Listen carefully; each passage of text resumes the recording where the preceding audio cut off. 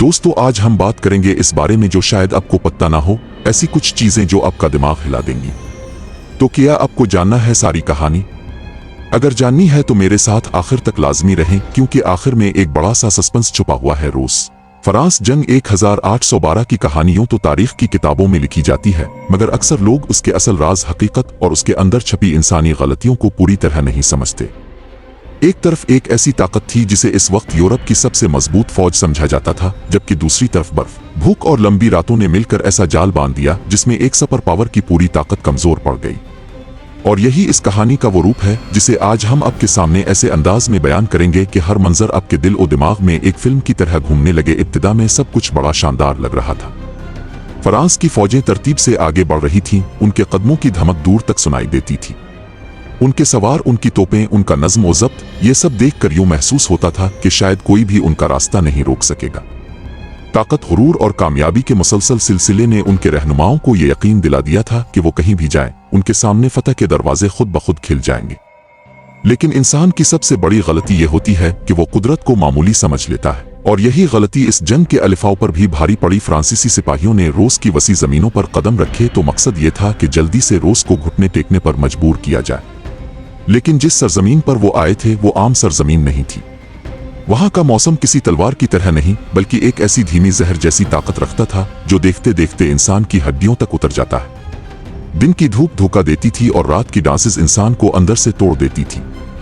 पहले पहल सिपाही समझते रहे कि ये सब आर्जी है, मगर हकीकत बहुत ही मुख्तलिफ थी। रूस की फौजों ने बराह रास्त मुकाबला करने के बजाय एक मुख्तलिफ हिकमत अमली अपनाई।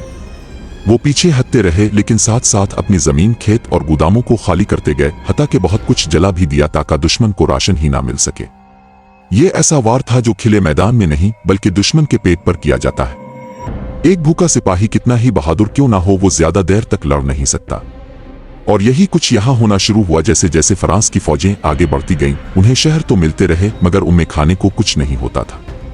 सिपाहियों की लाइनें लंबी होती गईं, थकन बढ़ती गई और रसद कम होती गई। पहले पहल सिपाही इस भूख और थकन को मामूल समझकर बर्दाश्त करते रहे, मगर जैसे ही मौसम ने अपना असल चेहरा दिखाया, सूरत-ए-हाल यकदम बदल गई। सर्दी की तेज लहर ने उनके जिस्मों में यूं घर किया कि उनके हाथों से असलहा तक छूटने लगा।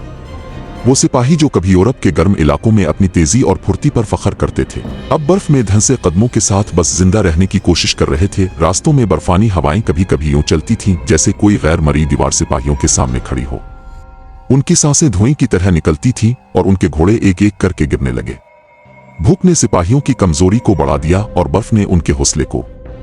कुछ सिपाही जंग से नहीं बल्कि रिहायशी रास्ते ढूंढते ढूंढते थकन से बेहोश हो जाते थे।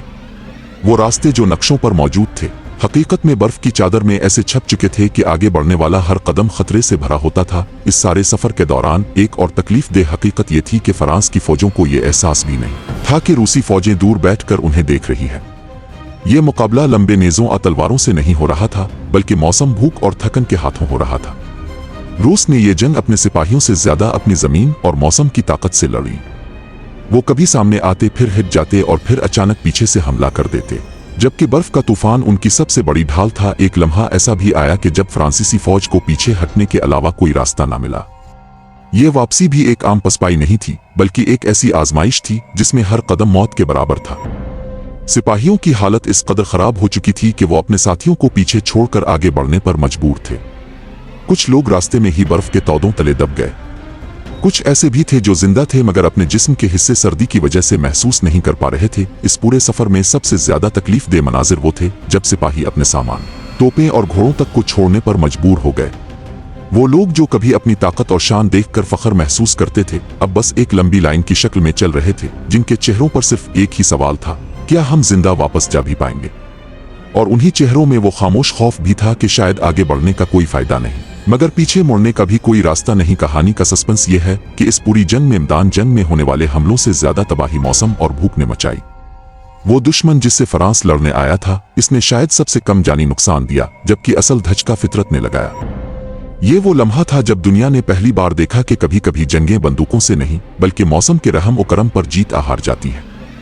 यही वो राज था जिसने एक सुपर पावर की कमर तोड़ दी। आखिरकार जब बच जाने वाले सिपाही वापस पहुंचे तो वो वही फौज नहीं थी जो शान के साथ रवाना हुई थी। उनके कदमों में वो ताकत नहीं रही थी, उनके चेहरों पर वो गुरूर नहीं था और उनके जहनों में वो एतमाद भी बाकी नहीं रहा था। वो बस जंग की इस भयानक हकीकत के गवाह बनकर रह गए थे कि कभी कभी बड़े से बड़ा मंसूबा भी एक बर्फानी रात में बखर सकता है। दोस्तों, इस जंग ने दुनिया को यह सिखाया कि ताकत का मतलब सिर्फ हथियार अफौज नहीं होता। असल ताकत इसमें है कि आप कुदरत के इशारों को समझें, दुश्मन के मिजाज को जानें और अपनी हुदूद से आगाह रहें। जब इंसान अपनी कामयाबियों के नशे में हद से बढ़ जाता है तो फितरत इसे वो सबक सिखाती है जो शायद कोई किताब नहीं सिखा सकती, और यही थी वो पूरी कहानी। एक ऐसी कहानी जिसमें जंग से ज्यादा मौसम की दहशत शामिल है, एक ऐसी कहानी जिसमें जीत हार से ज्यादा इंसानी गलतियां और कुदरत की ताकत दिखाई देती है, और सबसे बढ़कर एक ऐसी कहानी जो आज भी याद दिलाती है कि दुनिया की सबसे मजबूत कुव्वत भी कभी कभी एक बर्फ के टुकड़े के आगे बेबस हो जाती है।